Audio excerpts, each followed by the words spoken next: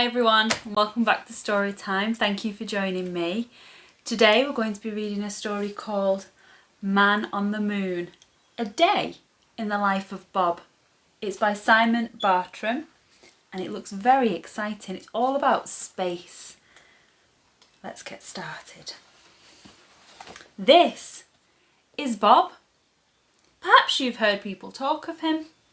You may know him better as the man on the moon. And here's Bob on the moon. This is where Bob lives. Every morning he rises at 6 o'clock. He has a cup of tea and 2 eggs for breakfast before leaving for the rocket launch pad. On the way he stops to buy a newspaper and some chocolate toffees. He's on his way to work. On the moon.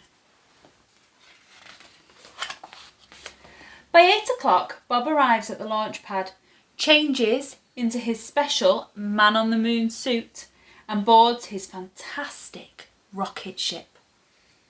He must make sure he leaves by 9:15, otherwise he wouldn't make it to the moon by 9.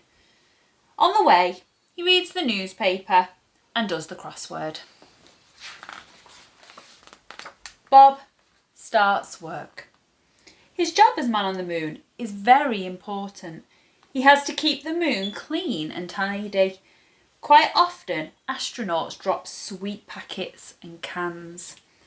Some people say that aliens are responsible for much of the rubbish, but Bob knows that's not true. There's no such thing as aliens.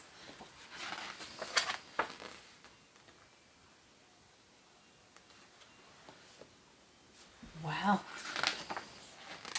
by 12:30, it's time to eat.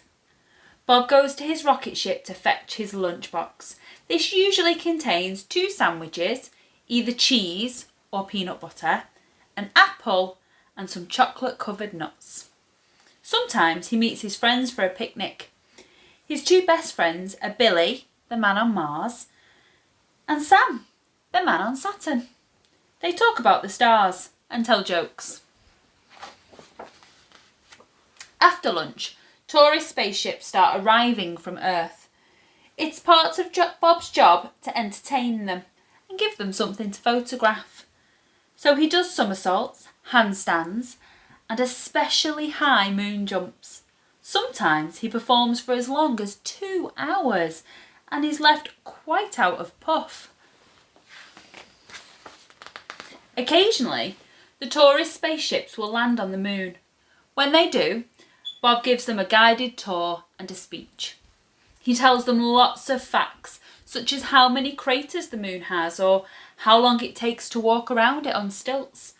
Sometimes people ask him about aliens, and Bob explains patiently that there aren't any. Afterwards, Bob opens a small souvenir stand, selling postcards, pencils, mugs, and small plastic moon models. By 4:30, all visitors must leave the moon. Bob looks around to see that everyone has left. He checks inside any big craters in case anyone has fallen in, but there's never anyone there. The working day is nearly over. It is time to check everything is in order before leaving for the night. Bob packs away his equipment and any unsold souvenirs into his rocket. He switches on the moon's nightlight before jetting off towards Earth. By this time, he is very tired, but he still has to keep his wits about him while flying the rocket. As he reaches Earth, it's about 5 o'clock. The rush hour is in full swing, with everyone leaving work and going home, just like Bob. At home, Bob is just like anyone else. First, he has a long bath. Moon work can make you very grubby, as sometimes the dust can get inside your suit. Then he goes to bed with a mug of cocoa. He sleeps soundly, bathed in moonbeams, very happy to be the man on the moon. And aliens? Well, Bob would know if there were any.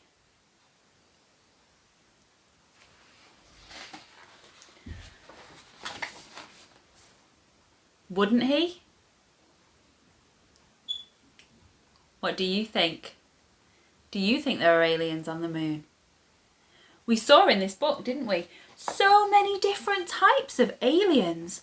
Look at all of the different types there are. Different colours, different shapes, different faces. I wonder if you could design your own alien. What do you think an alien looks like? Why don't you have a go? Or maybe you could get some junk modelling materials like cardboard boxes and cardboard tubes and make your own rocket. I noticed in this book there was the names of some other planets. I heard Mars and Saturn. Now there's quite a lot of planets. I wonder if maybe you could ask a grown-up to help you find out the names of all the planets. Thank you for joining me. Don't forget to like and subscribe because there's loads more stories on the channel and there's loads more to come. Thank you for joining me and I hope to see you soon. Bye.